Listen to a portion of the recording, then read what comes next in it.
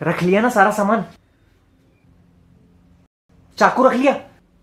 रख लिया। और वो मिर्ची वाला स्प्रे?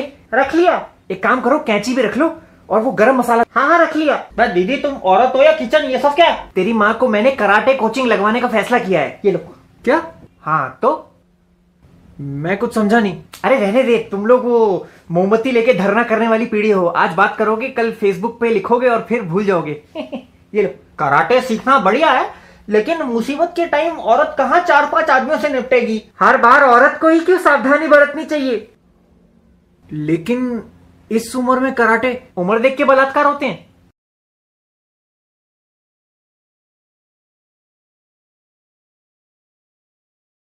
तुम जाओ, मुझे हर आधे घंटे में कॉल करना, ठीक है? और वो ऑटो वाले का नंबर प्लेट की फोटो खींच के मुझे भेज देना, और टाइम टू टाइम हर आधे घंटे में कॉल करती रहना, ठीक है? 100 नंबर लिस्ट में सबसे ऊपर है, जैसी कोई गड़बड़ लगे मिला देना, ठीक है? और अंधेरा होने से पहले घर आ जाना।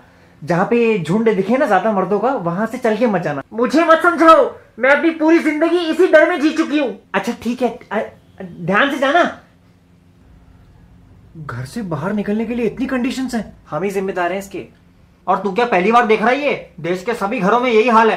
तो एक नॉर्मल आदमी क्या कर सकता है? खुद से एक सवाल पूछ सकता है। क्या?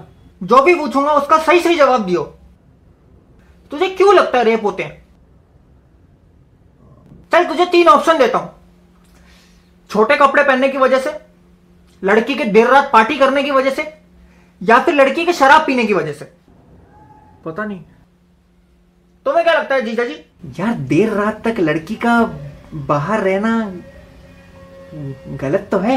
जो आदमी इन तीनों ऑप्शंस में से किसी एक पे भी सहमति जता दे, उसकी भी कहीं ना कहीं एक रेपिस्ट जैसी सोच है। वो रेपिस्ट नहीं है, लेकिन सोच मिलती जुलती है। अरे बहुत सारे देशों में लड़कियां रातों को सड़क पे अकेली निकल जाती घूमने। जो बुर्खा पहनती है उनके रेप नहीं होते? 70-80 साल की औरतों के रेप नहीं होते? अरे छोटे 5 महीने के बच्चे तक को नहीं छोड़ते ये लोग। अब उनको भी क्या बुर्खा और साड़ी पहनाने लग जाए? पूरी जिंदगी सुनते आ रहे हैं बेटी बचाओ बेटी पढ़ाओ। अरे अपने लड़कों को कब पढ़ाओगे? बेटी पहले पढ़ाई भी करे, फिर खुद को बचाने के तरीके भी सोचे। लोगों की मानसिकता बदलनी जरूरी है। इंस्टाग्राम पे भी मैं देखता हूँ कुछ लोग वो बॉलीवुड एक्ट्रेसेस की फोटो के नीचे बहुत गंदे गंदे कमेंट लिखते हैं, रेप थ्रेट भेजते हैं। बेटा रोज हजारों रेपिस्ट हमारी आंखों के सामने घूम रहे होते हैं, लेकिन दिखते बिल्कुल हमारी तरह ही है, एकदम साधारण। किसके मन में क्या चल रहा है क्या पता। लोग अवेयर तो हैं, वो ट्विटर पे हैशटैग ट्रेंड करवा दिए। बेटा तुझे क्या लगता है रेपिस्ट ट्विटर पे होगा?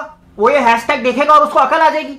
बेटा इस सब की असली वजह जो रूट कॉज है वो है lack of moral education. Education नहीं, मॉरल एजुकेशन। पढ़े लिखे लोग, अमीर लोग भी रेप करते हैं। किस फॉर्म में? मैरिटल रेप, पत्नी के इच्छा के विरुद्ध जबरदस्ती। पर उनके खिलाफ बोलता कौन है? न जाने कितनी शादियां समाज के बोझ के तले खींचे जा रही हैं, क्योंकि हस्बैंड और वाइफ के बीच में कैसा रेप? ये जो हर साल ऐसी घिनौनी हरकतें सामने आती हैं, तुझे क्या लगता है ये एक लौता केस होता है? बेटा रोज हजारों रेप होते हैं, लेकिन लोग पुलिस को कंप्लेंट करने से डरते हैं। पुलिस के एफआईआर कॉपी तक वो बात पहुंचती नहीं। सालों को पब्लिक में खड़ा करके जिंदा जला देना चाहिए। बेटा ये सब गुस्से में कहना जायज है, भावनाएं एकदम जायज है। मैं भी नहीं चाहता, कोई नहीं चाहता कि वो साले जिंदा बचे, लेकिन हमारी 125 करोड़ की आबादी वाला देश है। सोच अगर जनता के हाथ में कानून आ गया तो रोज कितना दुरुपयोग होगा। लेकिन ढंग का लॉ ही नहीं है। कानून तो है लेकिन मजबूत नहीं है। कितने रेपिस्टों को फांसी की सजा हुई है तुझे याद है? बढ़िया खाना पीना चल रहा है उनका जेल के अंदर। लगभग 30% पॉलिटिशियंस के तो खुद के ऊपर रेप चार्जेस हैं।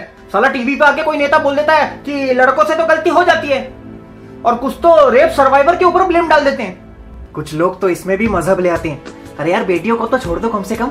फिर इसका सोल्यूशन क्या है? बेटा रूट कॉज है लैक ऑफ मॉरल एजुकेशन। सरकार को हर स्कूल और कॉलेज में अवेयरनेस फैलानी चाहिए, सेक्स एजुकेशन को बढ़ावा देना चाहिए, और फास्ट ट्रैक कोर्ट एस्टैब्लिश करने चाहिए, ताकि यहाँ प्रूव हुआ फटाक से फांसी। तुम बच्चे तो इंटरनेट पे माहिर हो, तुम्हें जिम्मेदार नागरिक होने की हैसियत से सरकार पे दबाव डालना चाहिए, ताकि ये सारी चीजें फटाफट लागू हो जाएं और मुजरिमों के मन में डर बैठ जाए। जितना जोश तुम क्रिकेट और फुटबॉल में दिखाते हो, अगर उसका आधा भी तुमने इन चीजों में दिखा दिया तो देश का उद्धार हो जाएगा और आने वाली पीढ़ियां बहुत सुकून से जिएंगी। ठीक है, फिर मैं भी अपने दोस्तों से बात करनी शुरू करता हूँ इस बारे में, और टीचर से भी रिक्वेस्ट करता हूँ कि छोटी क्लासेस से ही अवेयरनेस फैलानी शुरू कर दे। बचपन से सीखेंगे तभी अकल आएगी। मैं कविता से पूछता हूँ घर लौटी या नहीं, अभी दीदी से पूछो। अरे बाप रे,